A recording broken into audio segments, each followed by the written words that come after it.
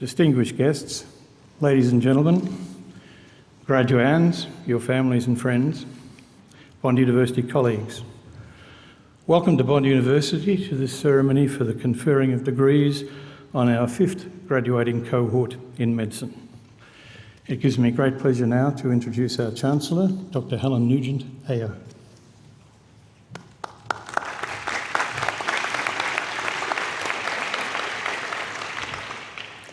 Ladies and gentlemen, it gives me enormous pleasure to welcome you to today's graduating ceremony, and in particular, could I also acknowledge the presence today of Emeritus Professor Rob Stable, our previous Vice-Chancellor.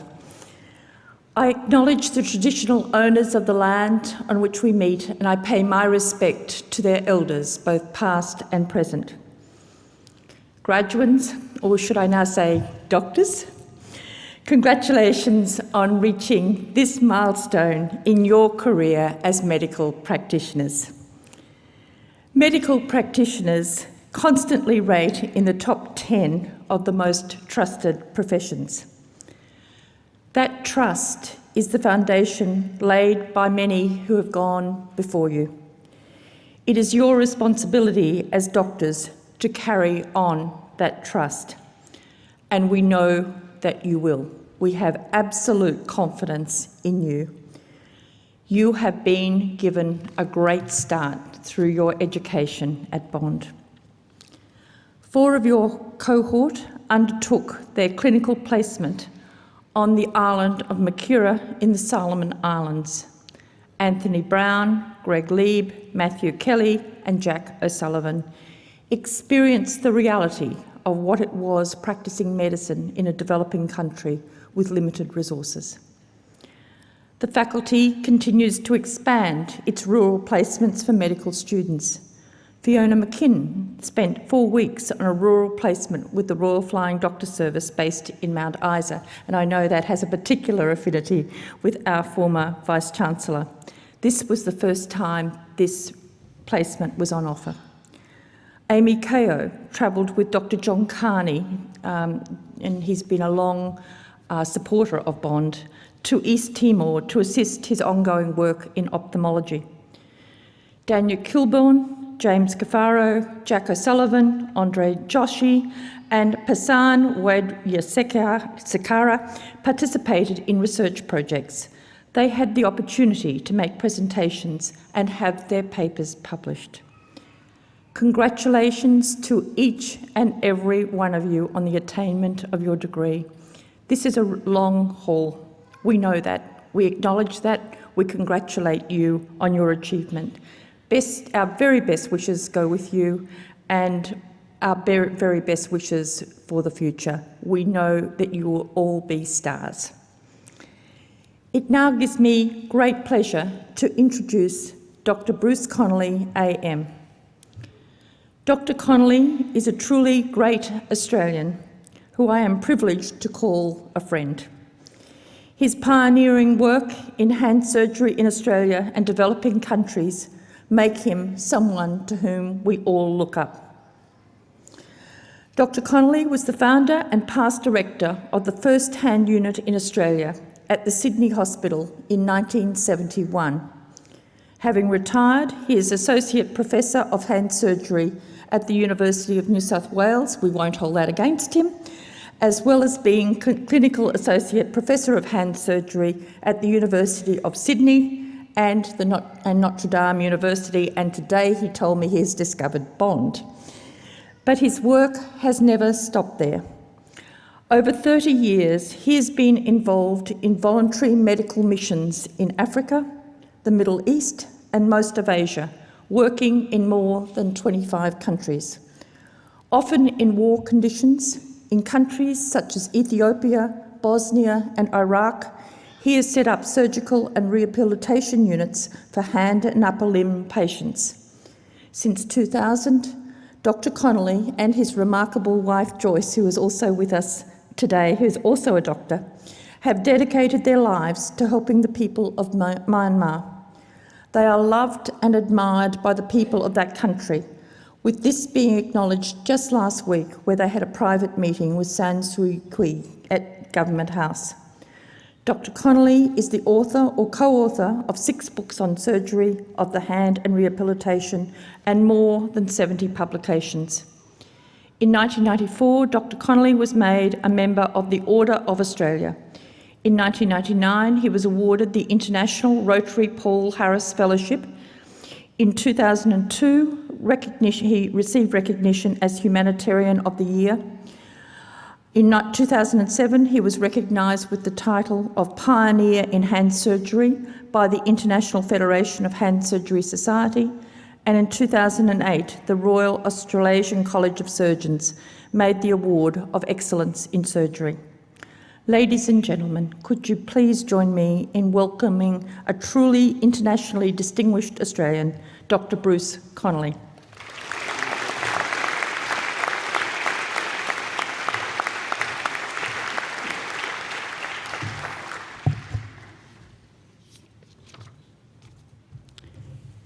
Lady Chancellor, Dr. Nugent, Vice-Chancellor Tim Braceford, Deputy Vice-Chancellor Nick Saunders, Professor Richard Hayes, Dean of the Faculty of Health and Science, and Professor Peter Jones, Head of School, staff and students of the Bond Medical School. I am honoured to be invited to address you, the graduating class of the School of Medicine of 2013. And Dr. Nugent, thank you for your most generous introduction. I feel quite humbled. I bring you greetings from my own 3 universities mentioned. Interesting, when your faculty was thought of being established some years ago, I was invited to be a member of the initial academic surgical staff some years ago. But I regret that at the time, my many activities, which Dr. Nugent has mentioned, gave me little time to come here, so I couldn't honour the invitation. But in my address this afternoon, I will share my 60 years of experience in medicine and in life. In 1952, I had to repeat what was then called the Leaving Certificate to matriculate, to be accepted into the Faculty of Medicine in Sydney. In those days, matriculation was sufficient. You didn't have to get 90% marks. If you did, I wouldn't be here with you today. From a tiny town in western New South Wales, I boarded a steam train. No electric trains in those days. I put all my belongings into a Globite suitcase, which incidentally I still have. Things then were made to last. Arriving at Central Railway Station, I placed a coin in a telephone booth, called the University of Sydney to check the time of my interview. The difference then was somebody, a person, answered the phone. It was so comforting to hear a voice and not a machine. Then by tram up from Central Railway to the university to be told that 50% of the 550 students would fail after 1 year. I look back to 1952, no computers, no TV, no mobile phones, no iPods, no Twitter, none of those things. And walking around the university, people didn't have their eyes and ears plugged to the machinery of today's instant technological digital society. Perhaps looking back, you would say those days were backward times. We had to scribble as students every word the lecturer said into our notebooks and try afterwards to decipher what we'd written, unless you could bribe a kindly colleague. There were very few standard textbooks. Atomic physics and psychiatry were new subjects. But I would, at this stage, like to diverge a fraction to make reference to 1 or 2 light-hearted experiences I've had as a student. The Professor of Public Health was a big, stern man, good at his job. One morning, in the middle of lecturing to our large class, the front door of the lecture room opened. We, the students, were surprised, but he was not amused. His face showed it, and as the student came in very late, our lecturer stopped his lecture and addressed the latecomer. "Young man, you have disturbed my lecture, and it is relevant that my topic was on insects and pests, and you are a pest for coming in so late. What is your name? The student answered the name, then stood to his full height and looked up and said, "Sir, my name is so-and-so," to which the professor was lost for words because the student's father, a rich banker, had donated the money to buy the lecture in which he was talking. I remember our first year in botany in an old-fashioned opera house tier opera room, lecture room. Our lecturer was using chalk on the blackboard, no PowerPoint then, and one particular student, an insignificant fellow as I remember, kept on making annoyances during the class. He was becoming bored of botany. So he would, from the top row of the lecture room, drop a marble down the staircase to roll it down step by step to where the lecturer stood. This happened on several occasions, but then the lecturer, instead of writing his notes on the blackboard, was recording each drop of the marble. And having counted the number of crosses on his blackboard, he faced the lecture room in the direction of the marble flow, counted 1, 2, 3, 4, 5, and then pointed with his ruler to the student, who then he dismissed. We never saw the student again.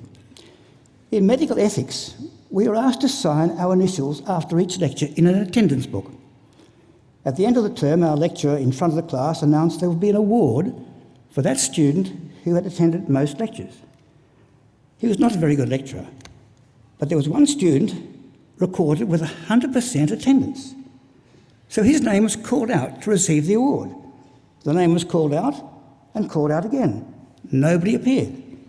One of our class had entered a fictitious name and signed the attendance on every occasion. So out of all those hundreds of people, about 100 of us graduated. And then we did in those days 2 years of rotating internships and residencies, and such a good idea rotating through every discipline of medicine, surgery, anaesthetics, casualty. And my goal was to become a general practitioner. But needing to know something about surgery, I went off to the United Kingdom, where with 50 million people and a national health service, this is the place to learn surgery. Over those years, I studied and practiced all aspects of surgery: general, orthopaedic, plastic, and neurosurgery. Where was I going? Jack of all trades, master of none. But then a chance meeting with somebody visiting, I found myself in a scholarship to the USA and research, and then met one of America's top surgeons of the hand upper extremity, and life then changed. And after returning to Sydney, I was able, as Dr. Newton has said, to set up this hand unit. Now, you now, graduates, have a license to practice the art of medicine, to care and to cure, where possible, those afflictions of the human body, but not just the human physical body. Our aim is to help cure and care for what makes us human: the human mind, the human spirit, and the human soul. And to care and cure where possible, but keeping in mind the adage, primum nil nocere, first do no harm, which statement, I believe, should be inscribed on the back of all our MBBS certificates. And because you and I have been given the beneficiary of being taught by our teachers and supported by our families, we need to give back to society and to contribute to our families and our communities. And there is one book which I would strongly recommend and which I think should be compulsory reading. This is William Osler's book on equanimity. This book outlines the principles of living the medical life.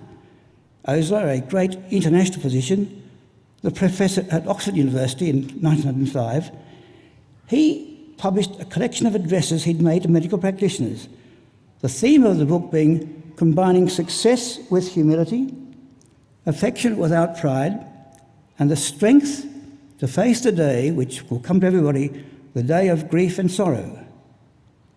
Now, on the subject of giving, as you heard from the Chancellor, Joyce and I have had and gained so much from working in many countries, and currently in Burma, with people who own nothing in worldly goods, live in such distressful situations, but have shown us so much gratitude and affection.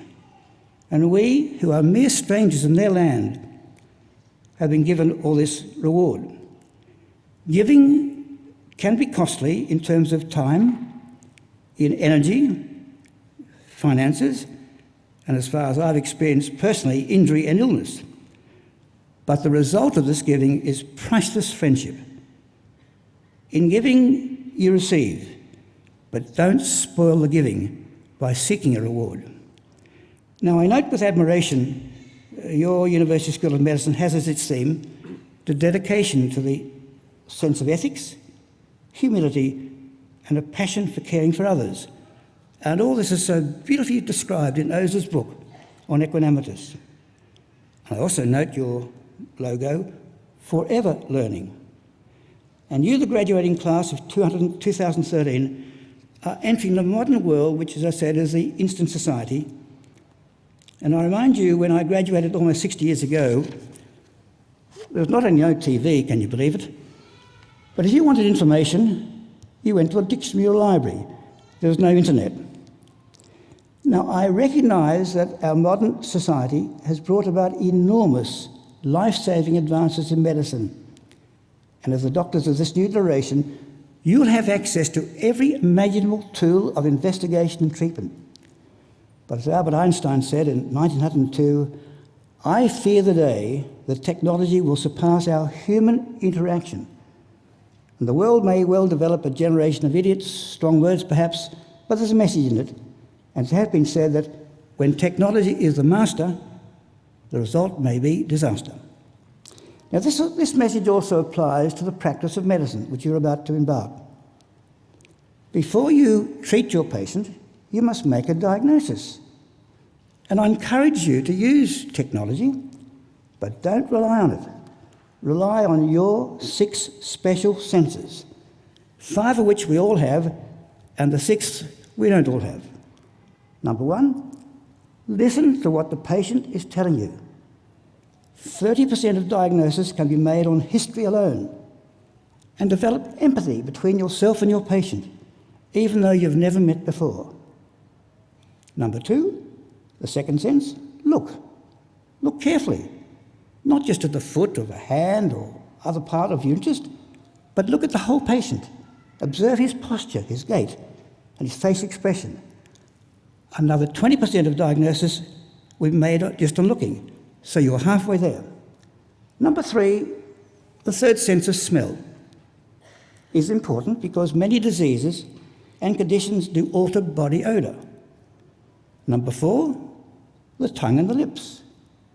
In this noisy world, remember the importance of silence, keeping your lips closed, enabling the brain, as appreciated by King Solomon said in his book of Proverbs, closing one's lips makes a person wise. 5thly, the sense of touch. That touch through your hands to your patient can help enormously, not only making a diagnosis, but also in healing. And the handshake itself can give so much information. So they are the 5 special senses. But there's a 6th one, the 6th sense, common sense. I have referred to the instant society, and I now reflect on the paradox of our time. This time in our history, we have wider freeways but narrower viewpoints. We spend more but have less happiness. We have bigger houses but smaller families. More conveniences but less time, and fewer doctors who understand the handicapped and the underprivileged. More physical health but less happiness, and too little attention to mental health. In your careers, there will be times of difficulty and stress. That's the medical way, because it's a humanity. And I'm reminded of the story of the little ship at sea in a great storm with huge waves and raging winds. And the ships all around our little ship were frantic, in great distress, striking out against the shore with impossible waves, sailors diving overboard and some drowning. But in my little ship, the captain, in the midst of chaos, calmly lowered the sails, dropped the anchor, and waited for the storm to abate, and then sailed peacefully to his destination with all men aboard, safe and sound. Back to Osler's equanimous: in times of stress or difficulty, be calm, take time to reflect. Now, there is a Chinese proverb which reminds us that the beauty of a full moon at night will be reflected not on a rough, but on a calm, still sea. Now, as I conclude, I encourage you to cast your horoscope to your future, wishing for success and prosperity and aiming to have a good reputation. What about reputation? Your reputation is a precious jewel and a prize exceeding all wealth and pleasure, and if lost, may never be regained. Well, what about prosperity? Money. As the book of Proverbs tells us, the labourer is worthy of his hire, and the medical practitioner should be no exception. But there'll be days when there's no labouring work to be done, but patients will always get sick, you'll always have a job. And even in the most remote mission fields, doctors always have enough to sustain them. Indeed, and many times the poorest in some way are the richest in spirit. What about success? In my experience, the road to success lies in meeting responsibility with an open, inquisitive, and non-judgmental mind. Judge not, that ye not be judged. And your University and School of Medicine actually advises you to present yourself, as on your crest, as an open book, open to all ideas and open to all patients. I have encouraged my students and registrars and colleagues to take time out for hobbies, for the arts, time for sport and play. I was disappointed to read that your predecessors have travelled all over Australia and got jobs everywhere. But the most important hospital in the country is Sydney Hospital, my alma mater, where I'd like to invite you to come because your training would fit you to our place like a hand in glove. Now, most people I know also make time for prayer and contemplation.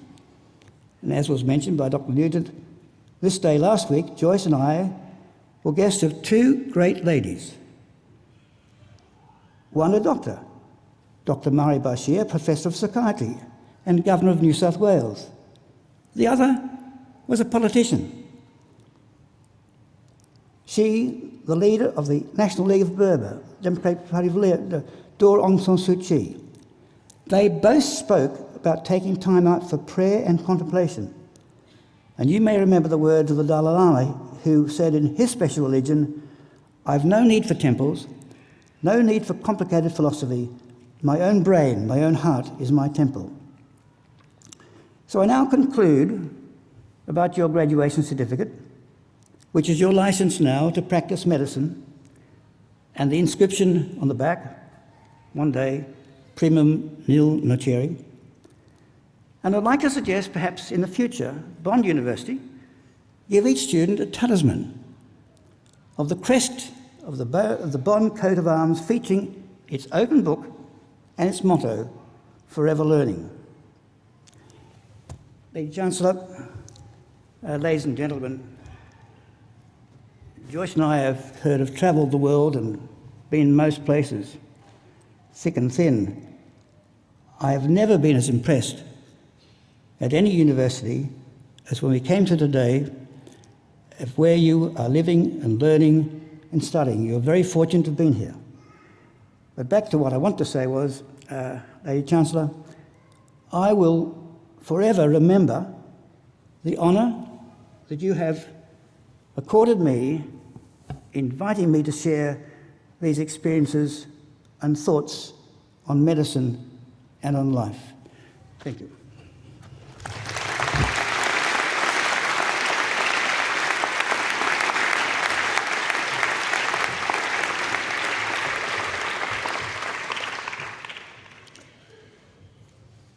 Thank you ever so much, Dr. Connolly, for those extraordinary words of wisdom, the distilled wisdom of a lifetime.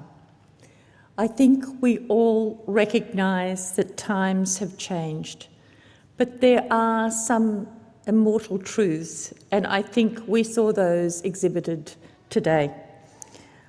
You have defined for us the characteristics of true greatness in the medical profession. First, do no harm. I think that is something that will always live with the people in this room, our graduates. Cure and care for what makes us human. How true is that? But I think it is the lessons around being calm,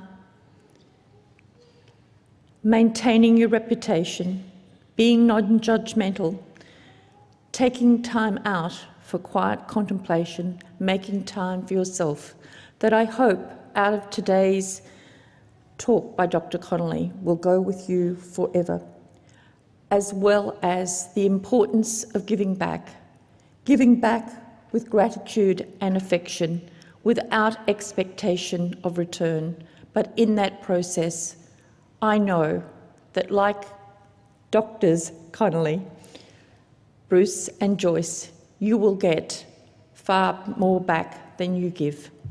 Can you join me again in thanking Dr. Connolly?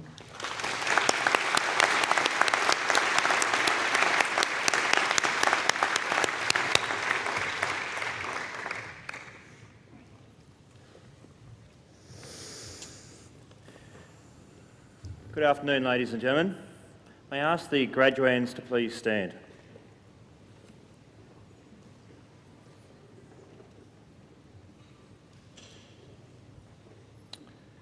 Chancellor, it gives me great pleasure to be able to present to you today the graduating class of 2013 from the School of Medicine. We have 83 graduands, 82 of whom are in attendance today for admission to the degrees of Bachelor of Medicine and Bachelor of Surgery at Bond University. Chancellor, I certify to you and to the University that the graduands have satisfied the requirements for admission to the award for which they are being presented. With the authority of Council, I hereby admit to the degrees for which you have qualified. I also admit to their degrees the graduates listed in the graduation program who is unable to be present today. Ladies and gentlemen, that is the moment of graduation. Will the graduates please sit?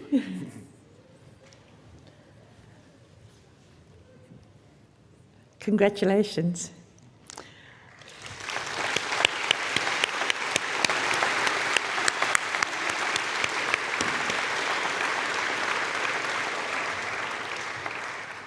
I now invite the Dean of the Faculty of Health Sciences, Science and Medicine to present the graduates.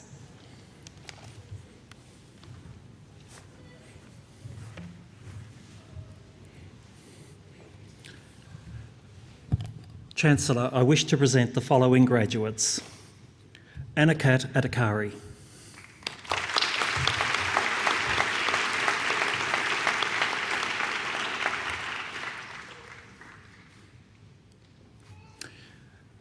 Param Afrishabi.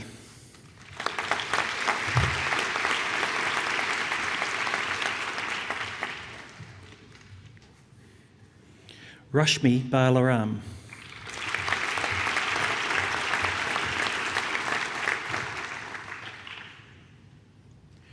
Ajita Basu.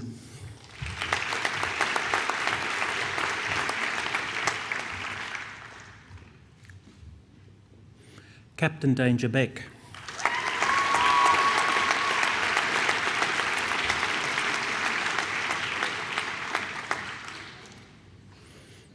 Ali Boulosh.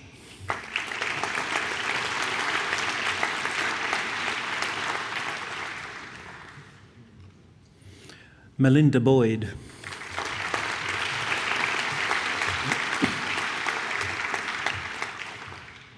Anthony David Brown.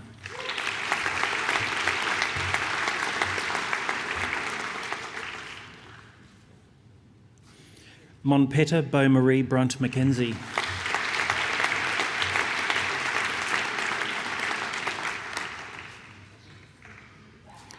James Paul Cafaro.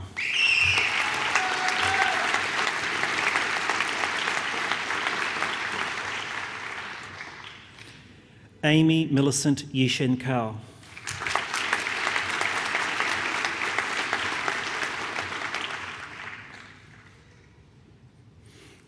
Abhinay Chala.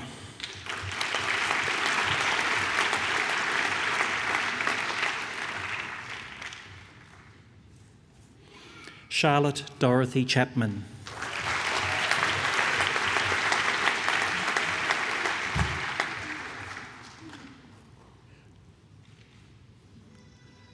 Jason Chetty.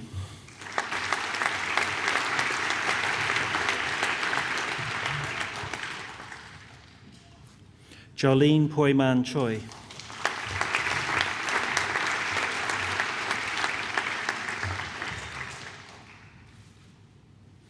Bailey Zora Dorcas Dunn.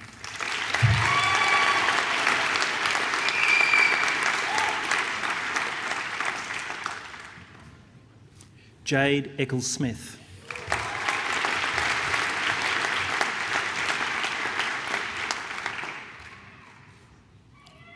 Ali Ekbal.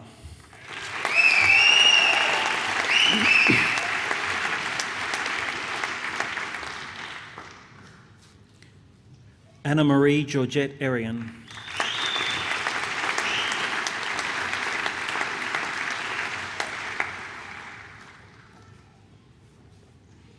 Theodore Frangos.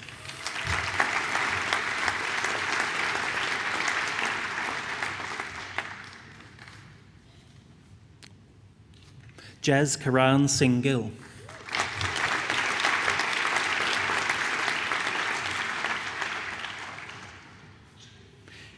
Emily Elizabeth Goodwin.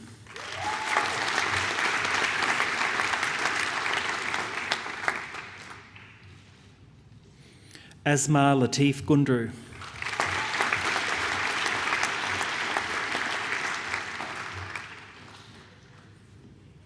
Mark Daniel Higgins.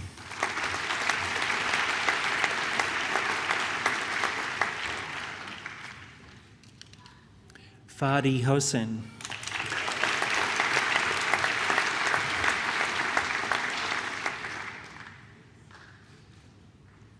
Zaheen Alahi.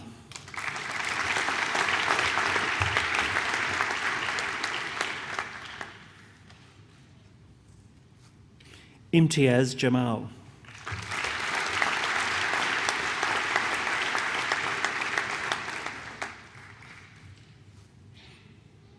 Andre Joshi.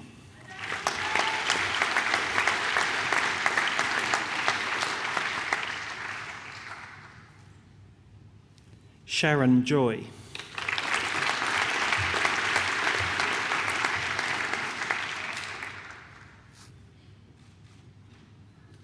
Stephen Shiteng Kao.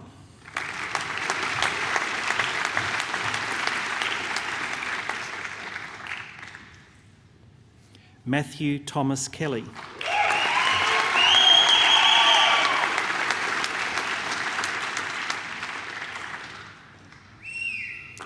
Daniel James Kilburn.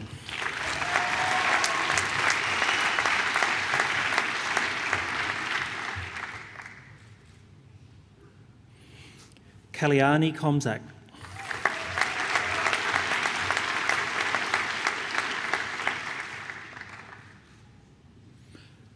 Talvika Kublo.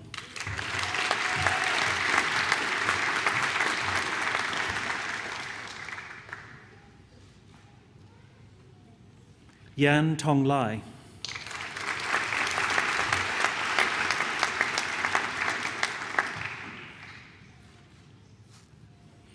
Annie Ming Chia Lee.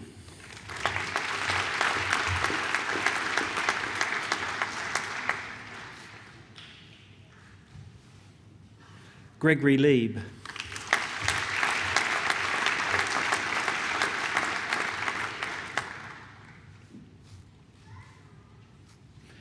Dione Diva Leafman.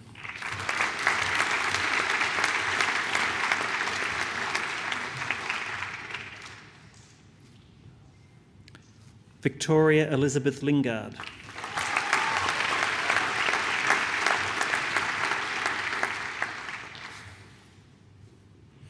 Ingrid Lott.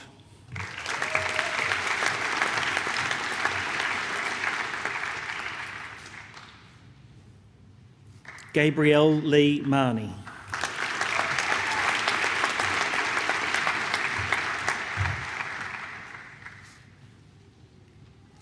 Annie Minyu Mao.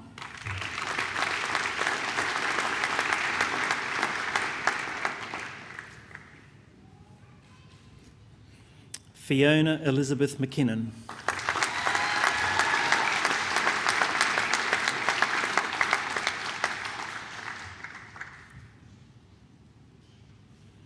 Sebastian Mohan.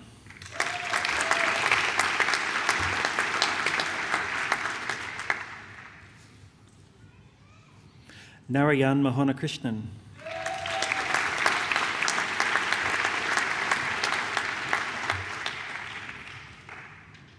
Mim Morgan.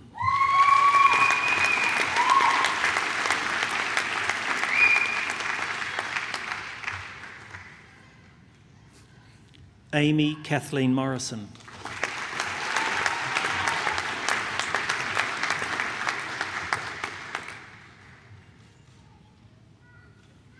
Millie Nakatsuka.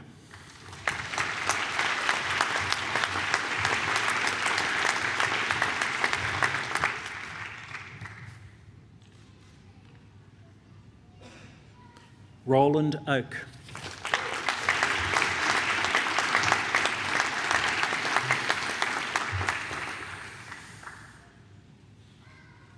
Jack William O'Sullivan.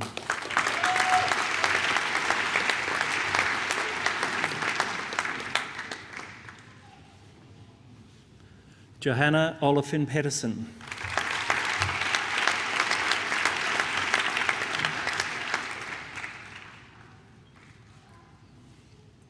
Christina Popovich.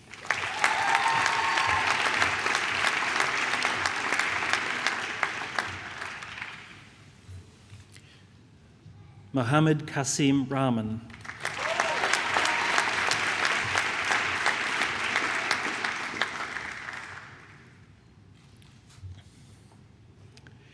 Davinia Lillian Raja.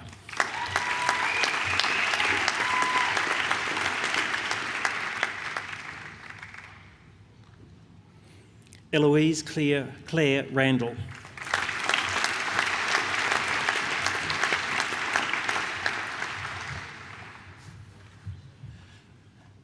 Mayank Nikar Arun Raniga.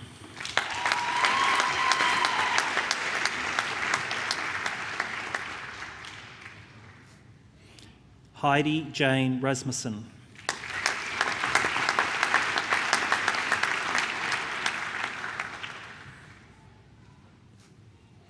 Christine Sharif Rizkala.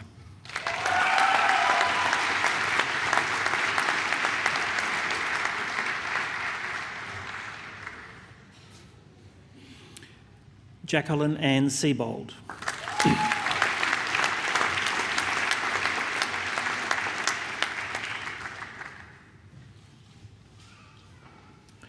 Marianne Patricia Seville.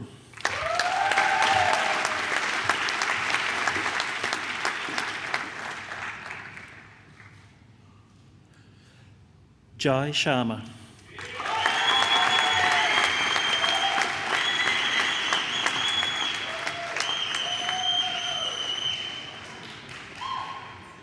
Megan Shepherd.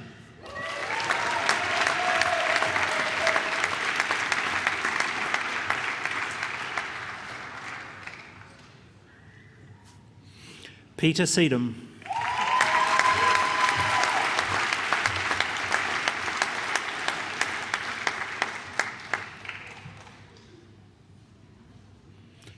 Jack Peter Simpson.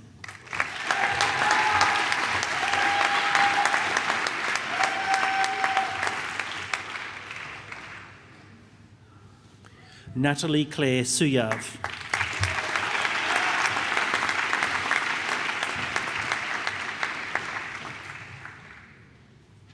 Katie Sullivan.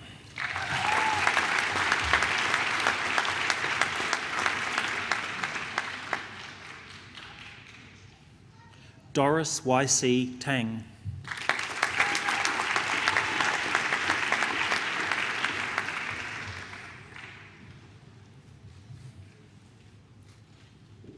Christopher Rajkumar Thambaraja.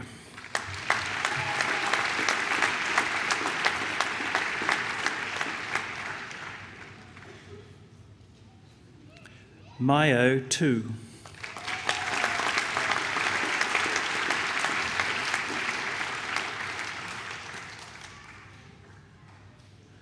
Benita Sangeeta Turaraja.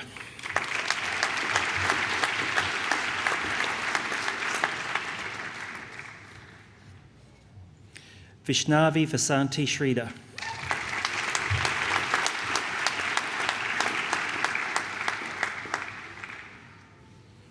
Angela Joy Vico.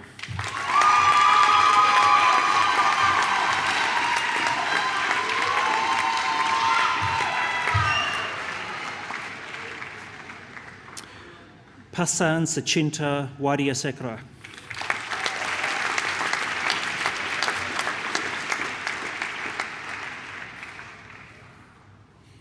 Erin Walters.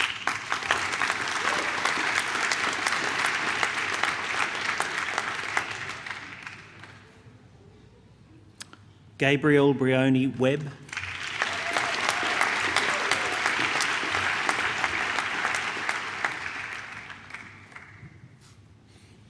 Emma Catherine Williams.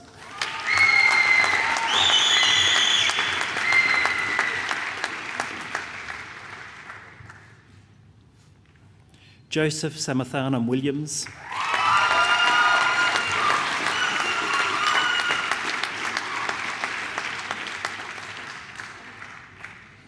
Jacqueline Louise Wilson.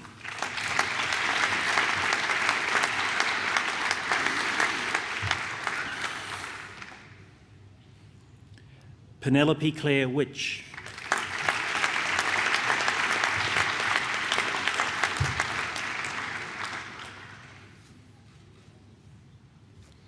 Nin Ifu Win.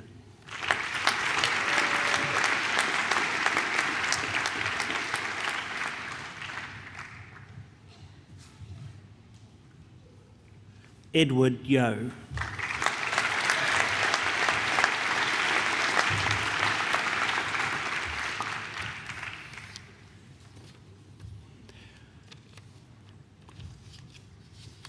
Chancellor, I wish to present the winner of the University Gold Medal for Medicine, which will be presented by Emeritus Professor David Whedon. Professor Whedon is the sponsor of this award, has been involved as a professor in the faculty from its origin, and has helped us put together an amazing pathology museum. Our thanks go to Professor Whedon. So, Chancellor, the winner of this medal is Robert Thomas Harvey.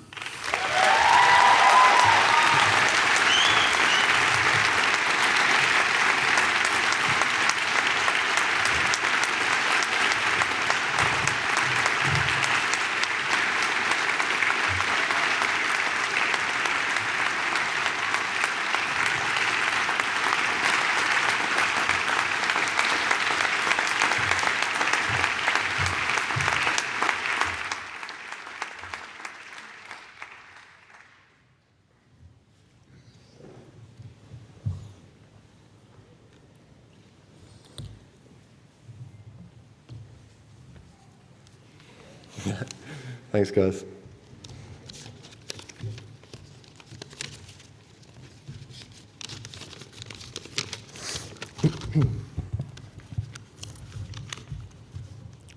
Good afternoon, Chancellor, Vice-Chancellor, distinguished guests, academics, fellow students, and our families, friends and loved ones. It is a real honour to address you today on behalf of our cohort. We have all enjoyed the terrific adventure of travelling through the medical course together. I was reminiscing with my mates just the other day about our first day, sitting in the circular Gregor Heine lecture theatre for the first time. It was interesting to see the diverse group of people we were about to dive into the medical degree with. Many from interstate, some from distant countries, some with previous degrees, some very fresh from high school, some looking excited, some terrified, and one in particular not wearing any shoes. He's wearing some today though. 5 years down the track, looking back over our time in Bond Medicine as the degree comes to a close, it's astounding how far we've all come both as people and as future medical practitioners. The last 5 years have been some of the most stimulating, testing and challenging periods of all of our lives, and we've all grown into stronger and better people. To Bond University, both as a medical school and as a university, Bond has provided us with invaluable experiences and opportunities. It is no simple exercise to put together a fully functioning and successful medical school in such a short period of time. Opening only 5 years before our first day, the curriculum has been under continuous development and improvement, and I believe our success as students and our competence as future doctors will be a real credit to Bond. In the recent months, as we've rounded the final bases to our degree's conclusion, many people have asked me how I found my experience at Bond. To this, I respond by proudly saying that I've genuinely absolutely loved it, and that Bond has presented us some of the most amazing experiences along the journey. From being able to deliver multiple babies while in labour ward, to having the responsibility of being on call for the assessment and management of critically unwell patients during the night in the Solomon Islands, Bond has presented us with a myriad of opportunities over which our clinical years, which perhaps many larger schools may not have had the ability to provide. Outside of the hospital, credit and many thanks must go to the medical faculty ground crew, including lecturers, tutors and all the administration staff, who know us all by name, have a genuine interest in us personally, and have looked after us so well over the years. To our families and friends, huge gratitude must go to all the people involved in the support of the students. Parents, partners, children, friends and other loved ones have all played an enormous part in the support of each member of our cohort. We could not have accomplished this degree without you, and on behalf of all the graduates here today, we sincerely thank you. Finally, and most importantly, to the students. I have faith in the ability in each and every one of you. We proudly go forth into the hospital system as Bond representatives and watch as our exciting future careers develop. Over the 5 years, there have been many testing times for all of the students in our cohort, be they academic, financial, personal or health related. I've been so impressed by the strength of my peers, and perhaps most importantly by how our cohort has responded to help and work together to get each other through these tough times. You are some of the best people I've ever met, and I'm very proud to graduate with you all. Thank you.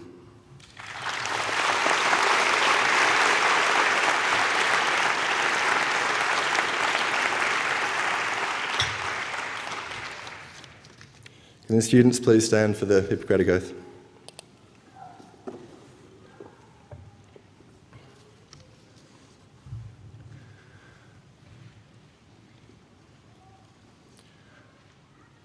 I swear to fulfil, to the best of my ability and judgment, this covenant. I will respect the hard-won scientific gains of those physicians in whose steps I walk, and gladly share such knowledge as is mine with those who are to follow. I will apply for the benefit of the sick all measures that are required, in avoiding those twin traps of overtreatment and therapeutic nihilism. I will remember that there is an art to medicine as well as a science, and that warmth, sympathy and understanding may outweigh the surgeon's knife or the chemist's drug. I will not be ashamed to say, I know not, nor will I fail to carry my colleagues when the skills of another are needed for a patient's recovery. I will respect the privacy of my patients, for their problems are not disclosed to me that the world may know. Most especially must I tread with care in matters of life and death. It is given to me to save a life, all thanks. But it may also be within my power to take a life. This awesome responsibility must be faced with great humbleness and awareness of my own frailty. Above all, I must not play God. I will remember that I do not treat a fever chart, a cancerous growth, but a sick human being, whose illness may affect the person's family and economic stability. My responsibility includes these related problems if I am to care adequately for the sick. I will prevent disease whenever I can, for prevention is preferable to cure. I will remember that I remain a member of society with special obligations to all my fellow human beings, the sound of mind, body, as well as the infirm. If I do not violate this oath, may I enjoy life and art, respected while I live and remembered with affection thereafter. May I always act to just preserve the finest traditions of my calling, and may I long experience the joy of healing those who seek my help. Thank you.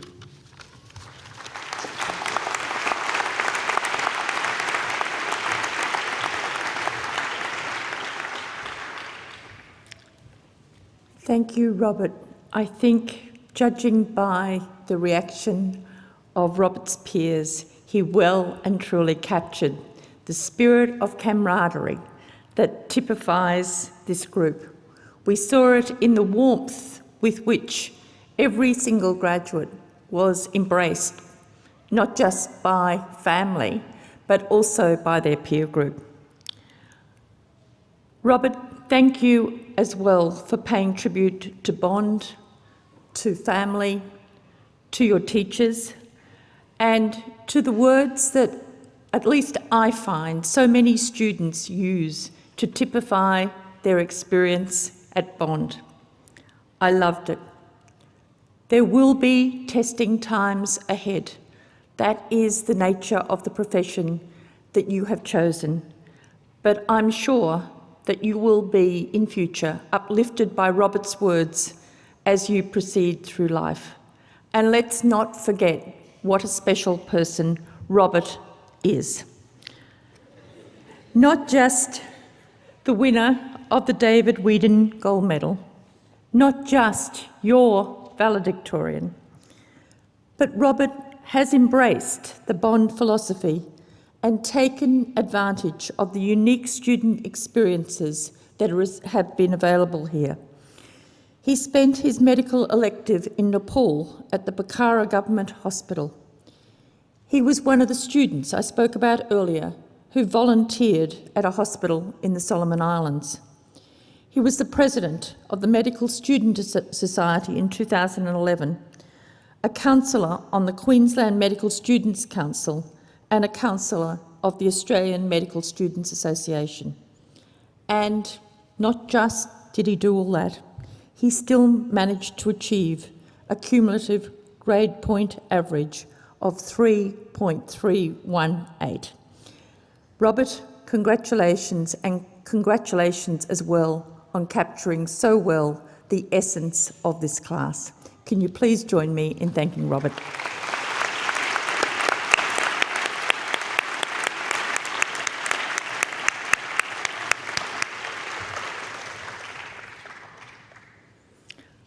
I now call upon the Vice-Chancellor and President to read the Bond University charge to the graduates.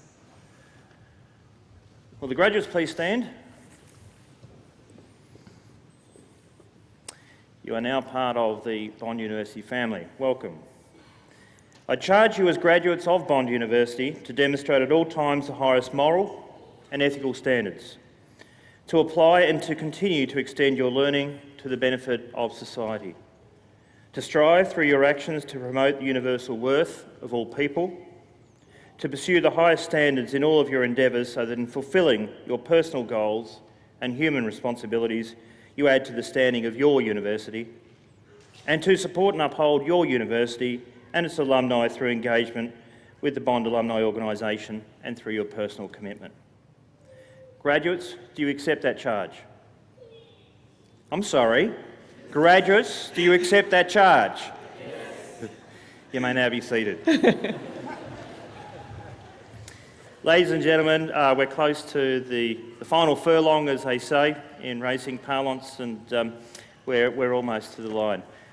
It's been a great pleasure to have hosted you, to have shepherded you over the last 5 years of your lives.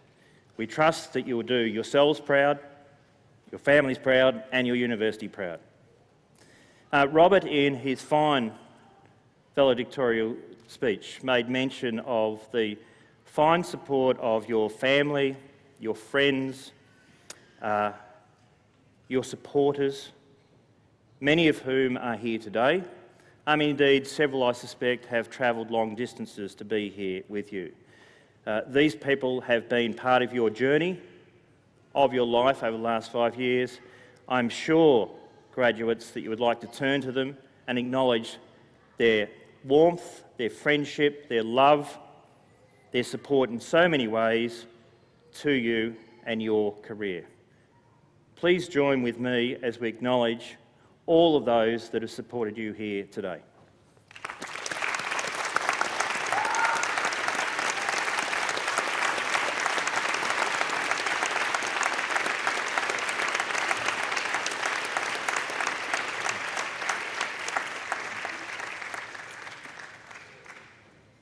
And I'm sure that in your own time you will find the time to thank the staff of the university, particularly the staff in the School of Medicine. I congratulate the Dean, Professor Hayes, the Head of School, Professor Jones, on the work in which they continue to do in developing this fine school. As Robert noted, the School of Medicine is relatively young, but I think we've already forged a pretty decent reputation. Our reputation is built upon the efforts of our staff and our adjunct and our clinical staff, and I thank those today. Thank you.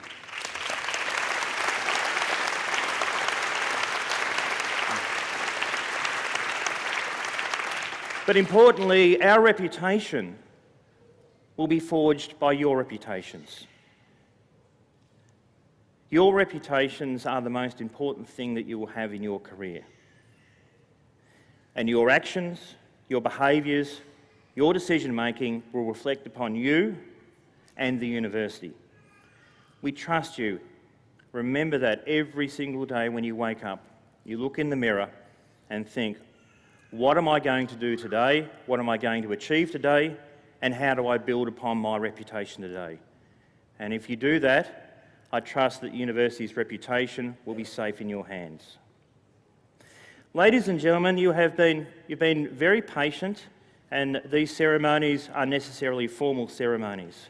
But as we draw to a conclusion, and there's a couple of very young ones over there who I'm sure are looking forward to coming to Bond University in about 20 years' time, here is an opportunity, ladies and gentlemen, one last time, and let's make a bit of noise for the class of 2013.